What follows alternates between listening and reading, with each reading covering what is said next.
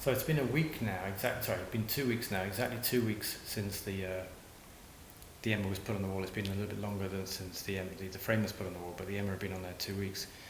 And it's been an interesting 2 weeks because it's like that kind of, storming, norming and forming kind of idea. It went on the wall, there was no particular problem, stayed on the wall about a week, then 4 people took theirs, and then there seemed to be no problems, and then I mentioned yesterday when I went, a lot of people had moved them, and they were kind of, I found that kind of interesting because I thought there was some dialogue that had been created whereby the people who had painted them had moved them, and then also started to group some. There was a number of them, if you can see the photograph on the Flickr, there was a number of them that had been on similar themes, and that was really interesting, that kind of the active engagement, which is really what I was trying to promote. One of the distinct differences between this research and, for example, other arts-based research is that it does incorporate that element of dialogue. And you can argue, how would you define dialogue? I'd hope that dialogue would be, I'm not going to say positive because that sounds slightly leading, but I would hope that it had some strength and some motivation, some kind of reason underneath it, rather than just kind of, something that's mindless, I guess. Anyway, this morning I went and I think there were another 5 missing, so I think there's 9 in total that have gone missing. But the missing, I can deal with the missing, but they were actually broken. And again, you can see the photographs of them.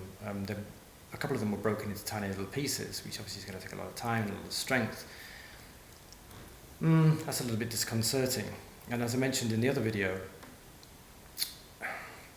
it's very difficult as a researcher just to stay back and be very kind of anthropological about it, kind of very ethnographic about it, and just observe, the natives' behaviours, and then just kind of chart that up and write that up and then, walk away. But as an educator,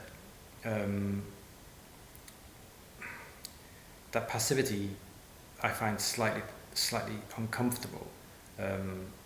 My research straddles between art and education, but if I had to put my weight anywhere, the weight would be in education. I'm in the School of Education. This is an educational, public pedagogical experience, if you like, that we're conducting here. And yes, that dialogue, there is some dialogue, and they may be rejecting it, and they're entitled to reject it.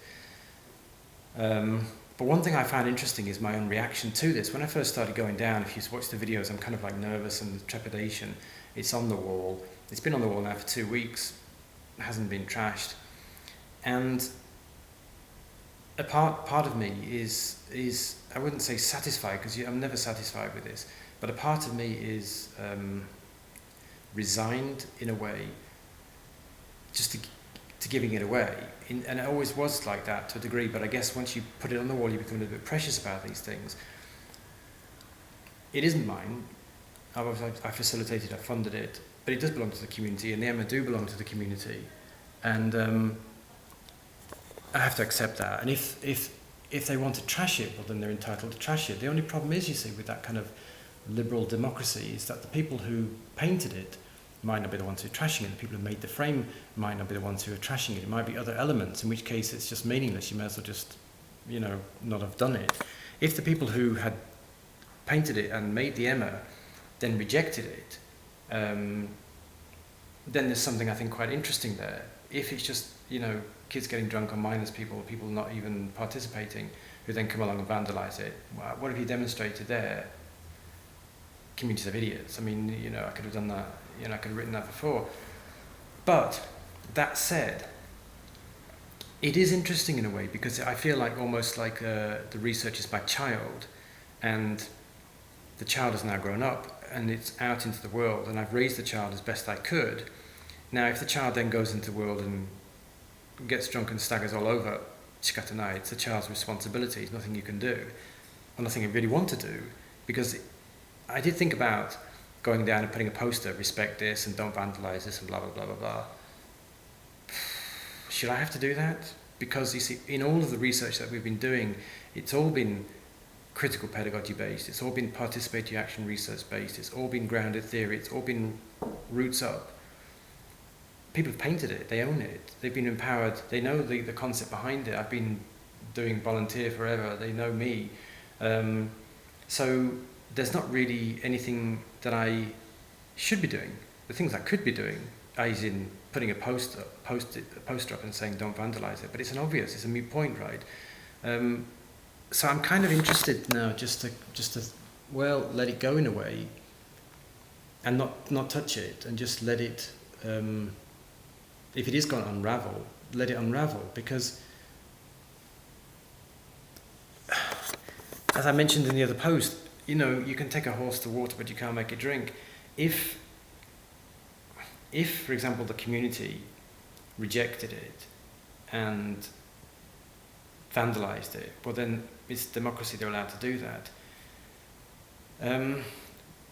You know, what can you do? But then my only reservation is that the community doesn't reject it. The people who painted it don't come along and, oh, this is my Emma, I'm going to trash my Emma.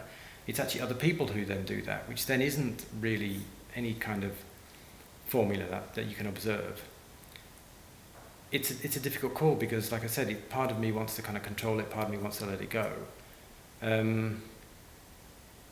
But I have to say, after the initial trepidation of putting it on the wall,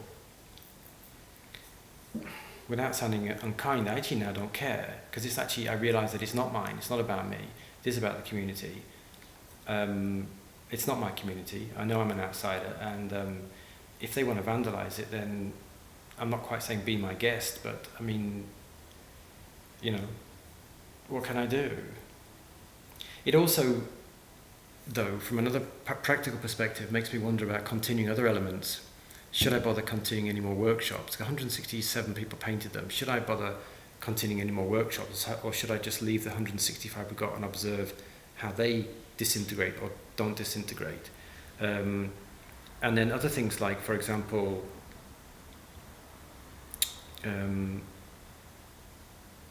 doing more feedback or doing other elements to it. Should I be continuing them or should I just stop? I mean, for example, the photo voice. Is it worth me paying for the photo voice?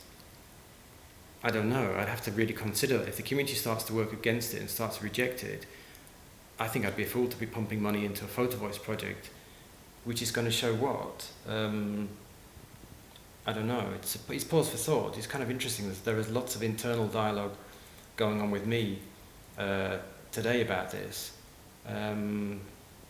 I guess we'll just have to see what happens. Part of me wants to go down tonight, 9 o'clock or 10 o'clock and just have a chat with the kids. And part of me wants to say, well, they've been raised correctly. If they do something that's unlawful, well then they have to take responsibility, So I'll have a word with the community leaders and see what they suggest, and then just take it forward from there, I guess.